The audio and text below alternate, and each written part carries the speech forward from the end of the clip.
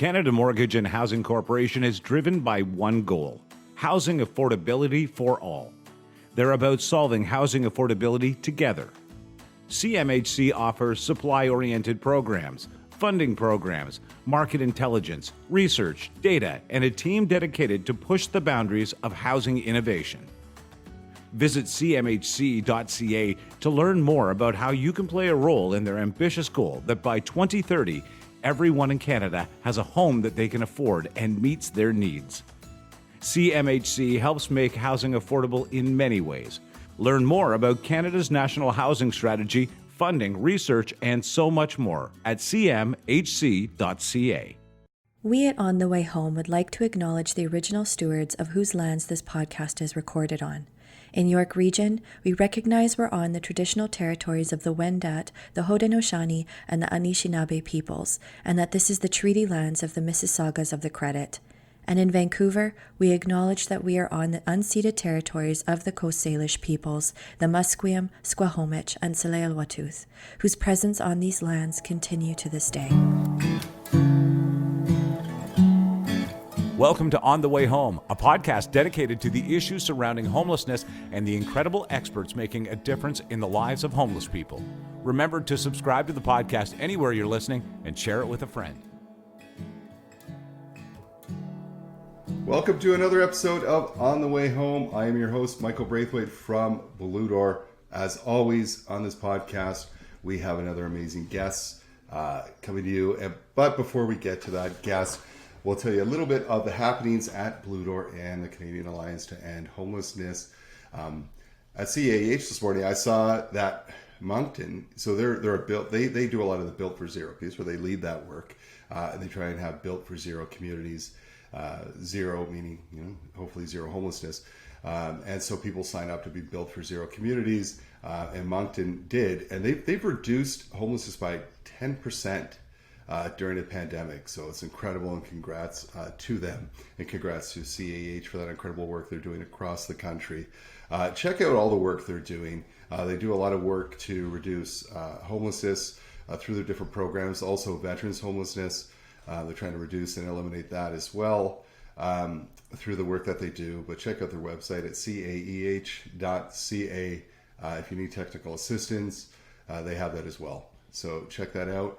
And at Blue Door right now, lots going on as always. Pleased to say that Blue Door has just purchased a fourplex for affordable, long-term affordable rent geared to income with support housing, which is pretty cool. And we've done that in partnership with Yellow Brick House, which is an amazing organization in York Region for women fleeing violent situations. They've been around a long time. They're doing great work. So we'll have an apartment for them. And our partners, Nama Reds, Indigenous men, that's who they support, who are in need of affordable housing. So we'll have an apartment for them as well. So very, very cool. And that's the path forward. We're owning more and more housing. And it really goes with today's theme and our guest. We're always challenged in this sector to come up with new and innovative ways to create truly affordable housing for the long term. I mean, there's a challenge in finding the resources to do it. Who's going to build it? And is it sustainable over the long term? Is there a plan? And the gentleman we're going to have on today has a brilliant program that is growing, and is really one of those super cool and innovative solutions to that. Having said that, I'm going to give you a bit of a hint to our guest in a minute. I brought a prop, but first let me introduce Marc Soberano, who is a proud toque-wearing social entrepreneur that believes strongly that every person across Canada deserves a safe place to call home. That's awesome, Marc. His role as founder and executive director of Building Up, Marc developed innovative solutions to connect employers looking for committed tradespeople to marginalized community members looking to work in the trades. And we're not going to talk a lot about Building Up today, but listen, Building Up's incredible. When I first came to Blue Door, as an aside, I had worked with Marc and saw Building Up and close and the amazing stuff that they did. I said, Marc, would you ever thinking of coming north of Steeles? He said, no, I'm good for now. We've got so much going on. but I'll help you do it. And that's the spirit of this guy and the community. Is so cool. So we have our Construct program. That would not have happened without the support of Marc, his team, and building up, and so many others across the country. But Marc was the catalyst to that. Marc is excited to take a similar approach with Raising the Roof, connecting utilized vacant homes to Canadians experiencing or at risk of homelessness. And we're going to talk about that program. Marc is a graduate of the Richard Ivey School of Business. He has canoed across Canada and is overwhelmingly excited by the opportunities ahead for Raising the Roof. Marc, welcome to the show. Thanks for having me, Mike. Well, look what I found in the archives. I was going back and I found the OG. This is the original toque, I think 20 some odd years ago for Raising the Roof. And you see, I don't know whose head this fit on because I have a giant head. It's fitting over my earphones and my head as well. But they actually, Marc, they had a bunch of these. And Leslie Sims from 360 Kids, who was one of the original people at Raising the Roof, told me, and they hand rolled these. They'd hand roll the Raising the Roof piece on and sold those. And of course, for people who do know Raising the Roof, and it's not a bad thing, they are known as the toque group, right? Like the toque is what you're really, really nationally famous for, which they've linked the toque to homelessness and really given it a voice over the years, for sure. So I thought well, that's a great look for you, Mike. It is. It kind of looks like a giant helmet. It might even fit over a helmet for Construct or Building Up. So maybe we should bring it back. Yeah. Marc, we always start the podcast with the same question because it means a little something different. There's not one canned answer, hopefully. What does home mean to you?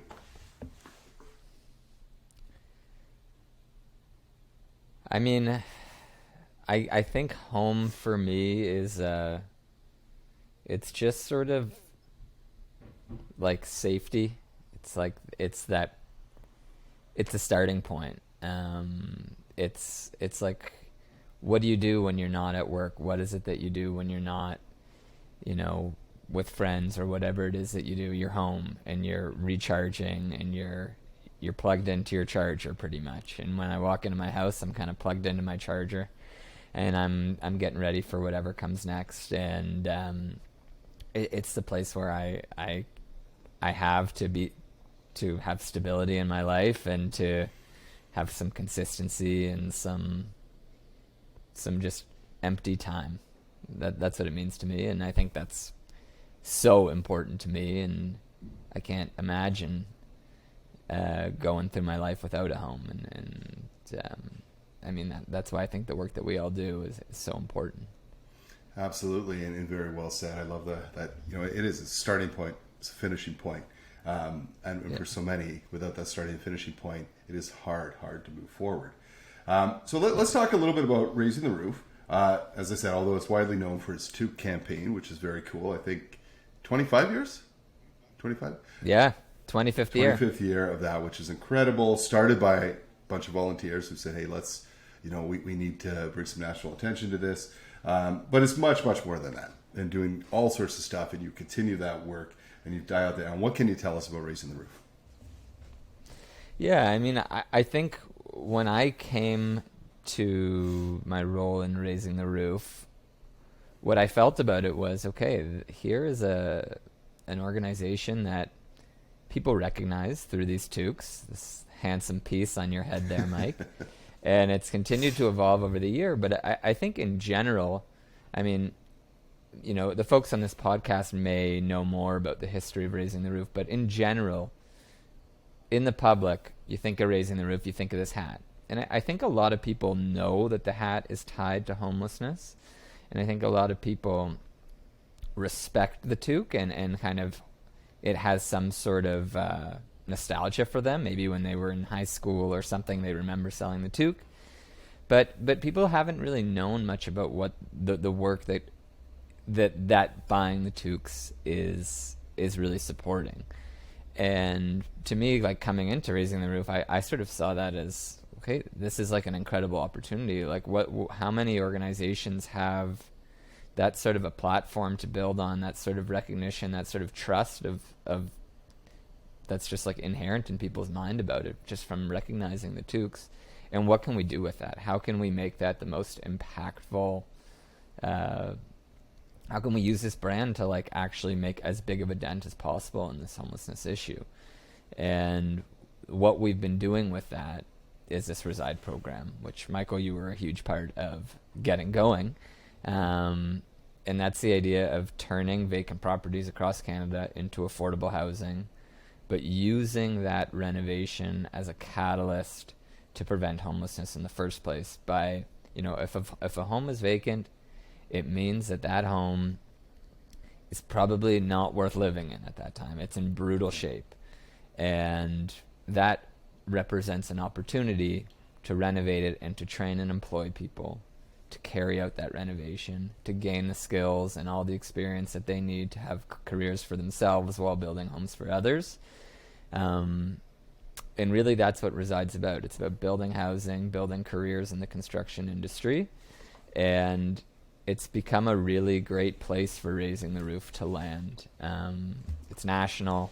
We do this work right across the country, and we're looking to come to every city and to really... The same way there are like these vacant careers in the construction industry needs people so badly. And there's all these people that are looking for work. It's like, how can these things exist at the same time? At the same time, how are there, hundreds of thousands of people experiencing homelessness, and then there are thousands of vacant properties across Canada? It's just, it's a low-hanging fruit, and it's we're doing our best to pick it real quick. Well, it's really maddening, right? Like when you think about, here we are in Canada, housing crisis, and when you talk to people about vacant homes, like, oh yeah, I drove, when you mention it, they'll start seeing more and more. I drove by 6 on my way home. Now, many of these are owned by private developers who are waiting on the land or by municipalities, etc.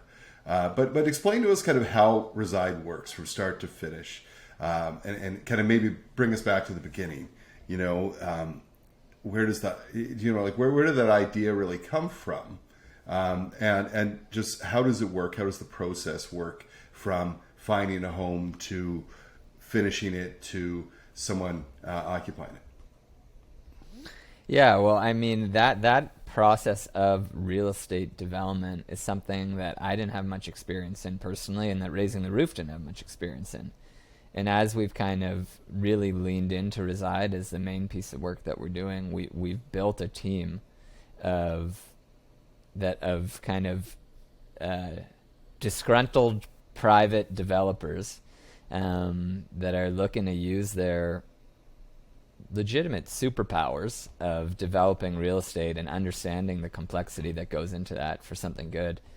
And so we've built up a team of individuals that came from the private sector, and they're spending their time checking out acquisitions and looking at properties to purchase off the private market in some cases. And also there are opportunities at times for nonprofits to pick up real estate through some supportive programs. We just won an RFP through the federal government in a program called the Federal Lands Initiative, where the federal government has some sort of underutilized properties across the country that they want to see repurposed to affordable housing. They put out an RFP to the public, and you can apply and with your concept. And so we just procured a building in downtown Orillia that is the current Canada Post building that we're going to be turning into 40 units of affordable housing. And that's sort of on a larger scale, but then we're working in partnership with the city of Sudbury. We just they had some scattered units that were going to be sold to the private market to raise some money for a larger affordable housing development. And we said, hey, rather than selling off these single family homes that are previously affordable housing to raise money for a larger project, why don't you sell them to us at a bit of a discount, and we'll keep them as affordable housing. And in Sudbury, what's really cool is that there wasn't a social enterprise that could train people to carry out the work, but having 5 houses to renovate was enough to get somebody started. So now there's a new nonprofit that's started up in Sudbury that's going to live on long after these houses. It's training people that are experiencing homelessness, at risk of homelessness, to get into the trades. So, you know, these homes kind of pop up in all sorts of different ways. We're prioritizing homes that we can retain some ownership on and really build up a base of equity in these homes across the country so that we can really continue to look at bigger and bigger projects moving forward. But in every case, the home is in brutal shape, and then we work with a local nonprofit who carries out the renovation. The first home we did was an old farmhouse in Caledon, and that home was completely gutted and greened to like the passive house level standards, and we were able to train over 60 people across the renovation of that house, and 85% of those people went on to get full-time careers in the trades. And now there's a family that's been living, not a family, sorry, there's individuals that have been living there for the past 2 years. And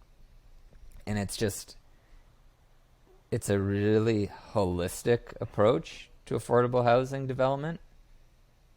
And I say that because it's not just about building the house, it's all these other benefits. And the way I kind of look at it is you have something that's kind of wasted right now. You have this house that's sitting there unused, and it's really just an insignificant part of the world. And it's like, how can you turn that into something as positive as possible? And that's kind of what the team has been tasked with when they're kind of looking at Reside. And you think about the, like, so you're talking about some of the multiple wins with a project like this, right? So I look at the house you were talking about, the farmhouse. You have some adults with special needs that are living in this house that wanted to live semi-independently, but needed affordability. So you created that for the long term, and you made it truly affordable through greening. So there's another win there. The town of Caledon now has a heritage property that's better taken care of, that they can be proud of. The Toronto Regional Conservation Authority, who owns that home, now has an asset that's worth a lot more. So you've done multiple wins. In some of these houses, you said the preferred model, of course, is to own it. But you're talking about, too, that this is sustaining over time, because even when people are paying very affordable rents, they're paying rent, which hopefully, with enough houses, that rent contributes to the next project and your next project and helps sustain it over time. Is that right? Totally. And now that we've got a few projects under our belt and we have some rental income coming in, we're able to rely less so on fundraising to carry these houses. I mean, there's a huge, we've had a lot of support, and it's going to continue to need some fundraising support to carry this through. But the power of that revenue coming in is less about, covering the costs of the program and more about creating a revenue stream that can cover debt and allow us to think bigger and take on bigger projects and make a bigger dent, That's very cool. Now let's talk about another piece to this. I mean, it would be one thing if you were just taking vacant homes like you're doing and turning them into beautiful homes, affordable homes across the country for people. You're repurposing that. But let's talk about building up's role, or the social enterprise role you said. So not only are you doing that and preventing homelessness and ending homelessness on that end, you're actually preventing it through, and talk to us a little bit about, because this isn't any old construction company coming in to do the work like a general contractor. This is a little different. Yeah, so there's a network of non-profit contractors across Canada. These are social enterprises. Sometimes when you say non-profit contractor to someone, it's like two words that don't often go together. I would say that the biggest difference with these companies and a traditional builder is, whereas a normal company takes on work or hires people to take on work, a social enterprise takes on work to train and hire people. These are pre-apprenticeship programs that are working with individuals with barriers to employment that have experienced homelessness or at risk of homelessness, and connecting them to the training, the income, the skills they need to get jobs in construction. The construction industry is a bit of an outlier, I think, in that there's such a need for tradespeople, and the opportunities for making like a meaningful income and growing through the apprenticeship pathway and having your income continue to grow over the years is really unique compared to other industries that are really looking for people. You can make a really good living in this industry, and the barriers to entry do exist, but they are penetrable, I think. Like, there is a proven track record of pre-apprenticeship programs that are targeting these communities to actually have success in connecting people to these jobs, and for those jobs to really be like a catalyst to change the stability someone has in their life. So well, you're over 85% or over 80%. Right? Yeah, that of people going, which is incredible. Which other programs don't have that. They're sitting 60-70%. You're over 80. Yeah, and it's not 85% of people that are getting a stable minimum wage job. Yeah. It's 85% of people that are starting an apprenticeship, usually starting at around 22, 23 an hour, and, you know, over the course of 3-4 years getting up to $40 an hour. So there have been many people for Building Up, that, which is the organization that does this work in Toronto, which I work with along with the Raising the Roof rule, where we've tried to hire previous graduates to come train our participants, but we can't afford them anymore, which is great, you know. And for a social enterprise like this, what we need in order to put this all into action is a place to train people. And the place to train people for a social enterprise is job sites. And a lot of the time our job sites are, you know, someone hiring us to change a floor or to paint it, to paint a home. But what Reside did was it gave Building Up an opportunity to gut and renovate a house from start to finish. The people that were trained on the home got to experience every single part of a renovation and understand which part of the industry they want to be most involved with. And it also gave Building Up a project that we could point to and say, hey, we can actually pull this off. We've done it before. So now Building Up has been able to leverage this opportunity, and where it trained people to build this farmhouse in Caledon to do full renovations of individuals' homes, just a normal homeowner who needs a reno on their home. So I really see Raising the Roof having a catalytic role for other organizations, the same way it did this for Building Up in Toronto, to actually support social enterprises to build their capacity across Canada. And in some cities like Sudbury, where we're going to do a reno and there isn't a social enterprise to begin with, to actually give an individual that wants to start a social enterprise the runway to do that. Say, all right, you want to get it going? Here's 5 houses. What kind of a construction company gets a chance to start their business with 5 houses lined up? So now that organization's already lined up a bunch of contracts with Sudbury Housing, and they're well on their way, and they're going to live on long after these houses are built. So that's, to me, like, probably the most exciting piece of Reside, is having the opportunity to create new social enterprises and to allow social enterprises to grow, but then also to kind of prove to other people who are building affordable housing, hey, if you're going to build affordable housing and you're not getting individuals that need the housing involved and working, you're missing an opportunity here. Like, it's a bit of a wasted thing. Shame on you. And for listeners, you know, to grasp this too, this is like when Mark, these social enterprises do the work. It's beautiful work, top-notch work. And Mark mentioned, you know, to say a nonprofit contractor, people sometimes mistake that for cheapened work. Not at all. This is fair price, well done work, really, and with a social purpose. Like, you can't go wrong. If you were to hire, why not? If you're going to get everything done that you need to, plus have that social purpose. And here's the other thing too, is that Mark mentioned 22 and up an hour to start. I mean, I've been in this sector a long time. We sometimes haven't done it right, where we put people into jobs where they're making terrible money. There's not a lot of purpose. The hours are crazy. It's non-transferable skills. And we wonder why we fail. This is how it works on prevention. Hey, you know what? At $21 to $28 an hour is what it costs to rent a one-bedroom apartment. What you have to make an hour to get a one-bedroom apartment in the GTA. Hey, coincidentally, that's what you start out with these wages. So you're preventing people from experiencing homelessness. And if they're already in, it's short-term, right? You're doing that. And I've seen this firsthand with building up with our program construct. It's an incredible concept. Really, really cool. So you're preventing homeless there. You're giving you're creating long-term homelessness of an asset that already exists.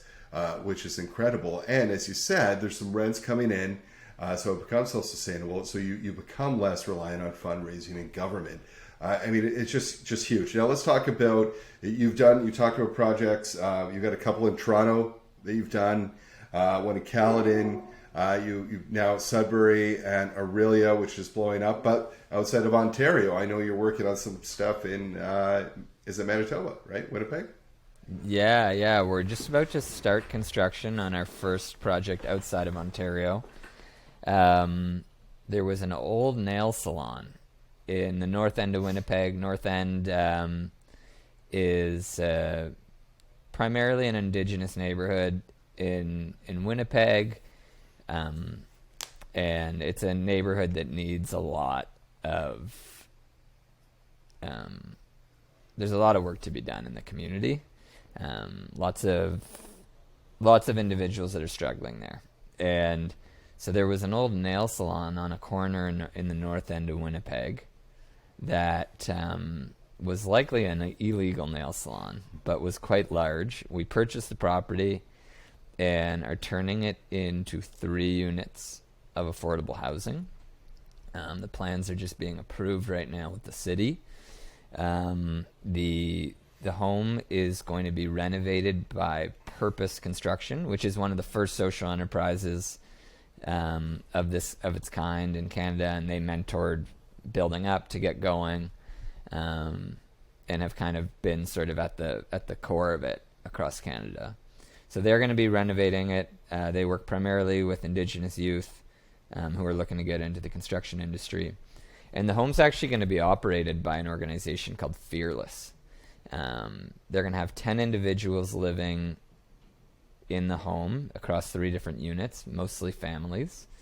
And what's really cool about Fearless is the guy that runs it. He grew up in the foster care system and was adopted into a family that was just incredible for him and gave him so much support. And, we were talking about what's a home. At the beginning of this, they gave him a home. And he said over the course of his life in this home, he had over 300 foster siblings kind of come in temporarily to use his home. And what he started an organization to try to replicate the support that he got from this woman and her family. And that's the kind of community that he's trying to create, and this is the first house that he's going to be able to do that with. So it's like the perfect use of a Reside home. And Winnipeg's a unique place because the real estate there is, still on the grand scheme of things unaffordable, but relative to what we see in other big cities, we don't necessarily need a special deal from government to give away some home that was not being used by the government. They sell it at a discount. We just bought this house off the private market, and we've had some incredible support from a bunch of great foundations in Winnipeg and outside of Winnipeg, and we've got the funds we need to renovate this thing. So cool. And we should have people living in it. End of the summer is the goal right now. That's amazing. Yeah. People understand Winnipeg too. When I went out there a while back, you say, when you hear, hey, someone's from the wrong side of the tracks, right? In Winnipeg is actually a city divided by those tracks where it's literal. If you're on this side, tougher area of town, this side not so much, with the houses you talk about. And you talk about the grand scale of affordability. And this was going back, I think, it was summer of 2018, I was out there, so a while back, and some of the homes we were looking at were between 80 and 120,000. Now, you know, the renovation and resale, of course, is not, the value is different if you're looking at, you know, what's the equity in it, but still, it's very plausible to do that. And there's a lot of homes that are derelict and that need, that are vacant, that need that Reside loving touch. And yeah, it's great to see Purpose doing that work, Marc. This is incredible. What are some of the challenges you come up against? Because this is, you know, Marc's made it sound pretty simple and easy, and they've done a great job. But this is not easy stuff, right, to get this rolling and push forward. What are some of those challenges that you face? I mean, I think the development process itself is a very complicated, expensive process. Before you start spending money on getting people trained and renovating the home, the process that you go through to tie it up, to have the funds available to purchase the building and to renovate it, and then to take it through all the approvals. It's a gigantic puzzle.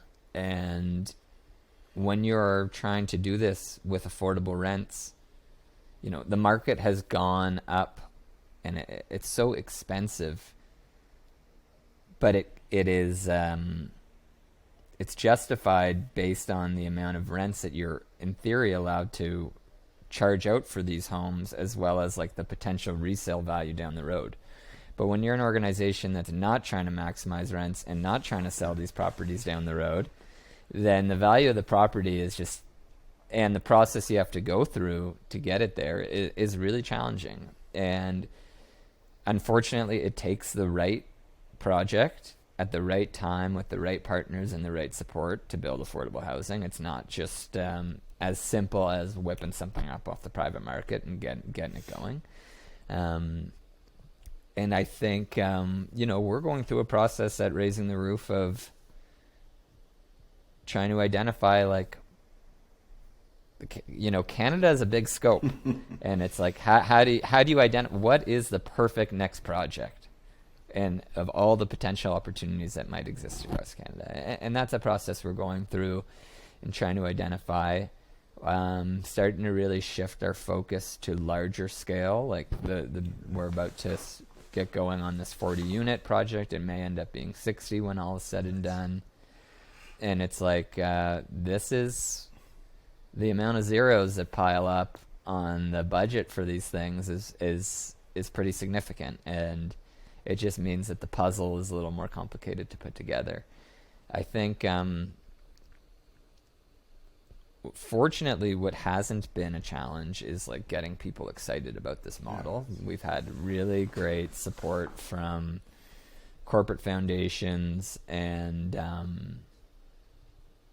just the community overall. I think the federal government is doing their best to fund affordable housing, but there is a challenge with sort of fitting everything into the boxes that exist within like government funding for affordable housing. And I'd say that like the biggest change that would be most helpful and would allow us to scale this quickest would be a little more flexibility in terms of like how affordable housing needs to be built and created, and so that it can receive the funding from the government and we could really blow it up. Well, I'll tell you something, Marc. CMHC, who does a lot of that work, are a sponsor and friends of this podcast. I'm sure they're listening.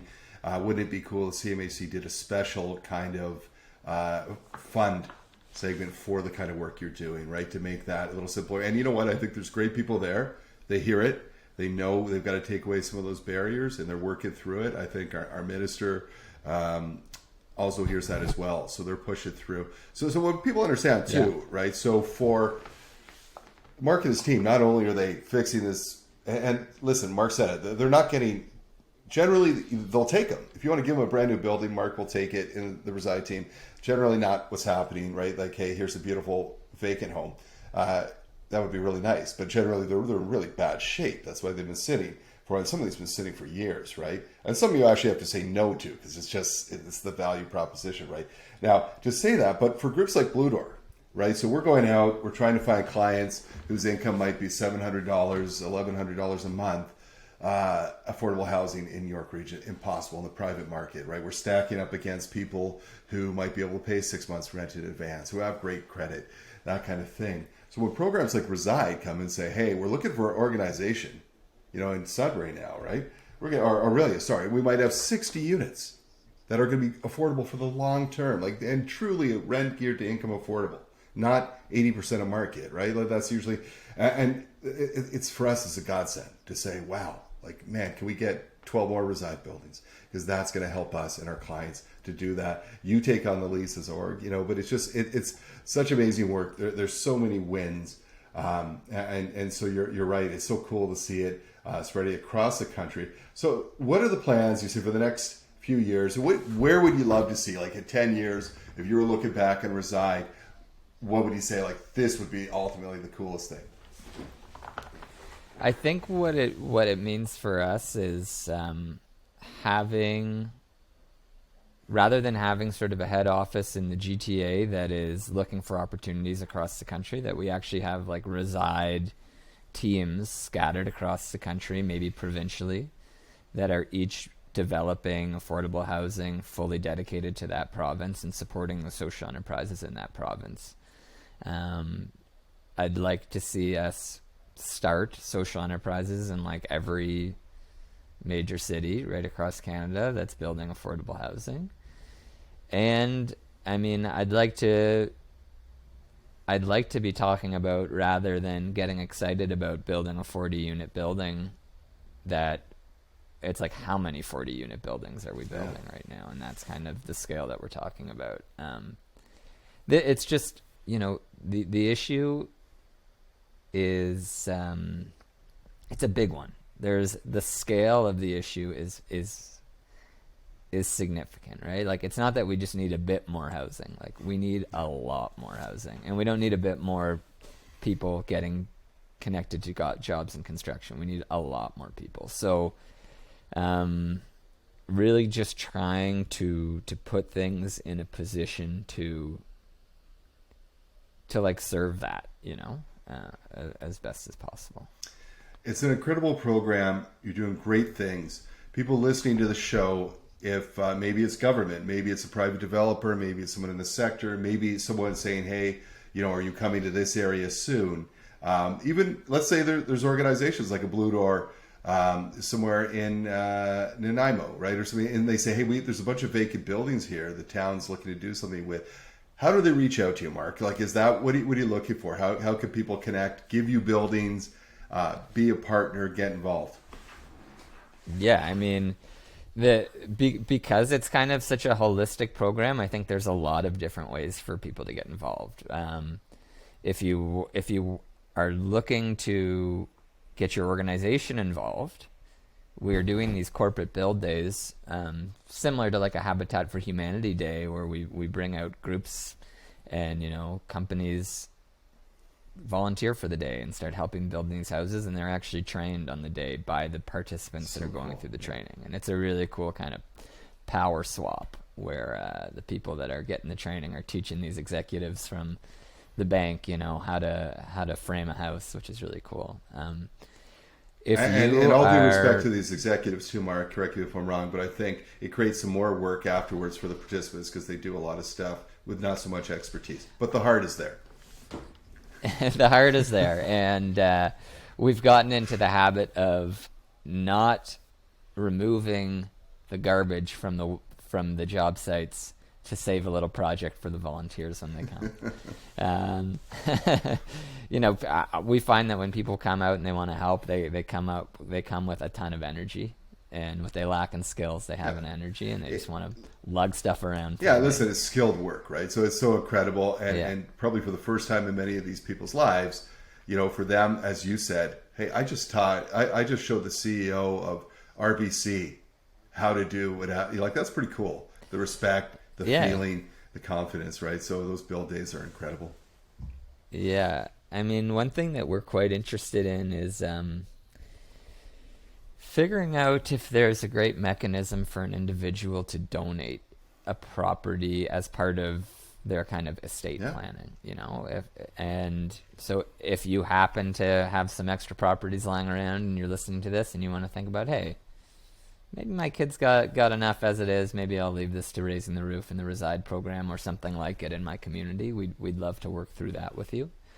And I'd say also, if you work at an organization that does social service work, or you're an individual that's interested in starting a social enterprise, we've got a bit of a track record of helping people do that, and would be really excited about the opportunity to bring Reside to your community as a way to help you get that going. So that's a big emphasis, and that kind of, I was talking about how do you pick the right priority projects when you're looking at the big scope of Canada. I think a project that would help us start up a social enterprise is something that's really exciting to us. And as we kind of carry out that process I was talking about earlier of sort of having Reside groups leading work in a specific city, those would be the places that we kind of hope to set up shop down the line, and to continue to develop properties and create affordable housing and training opportunities there.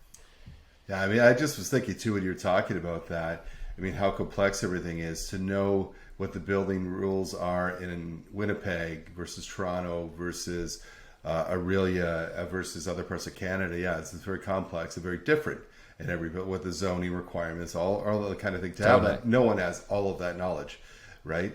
Totally. But and the connections too, right? And like an understanding of the political environment as well, right? Absolutely.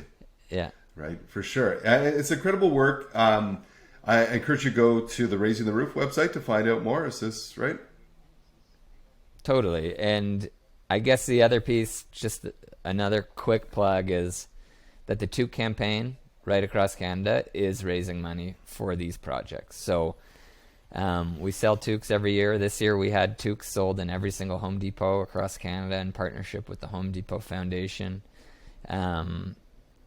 And if you're looking to contribute in a small way, buying a toque off our website is an easy way to do that. And raisingtheroof.org is the website. My email is Marc, M-A-R-C, Marc with a C, at raisingtheroof.org. Happy to connect with anyone that listens and, keep it rolling. So it was $20, right? It's 20?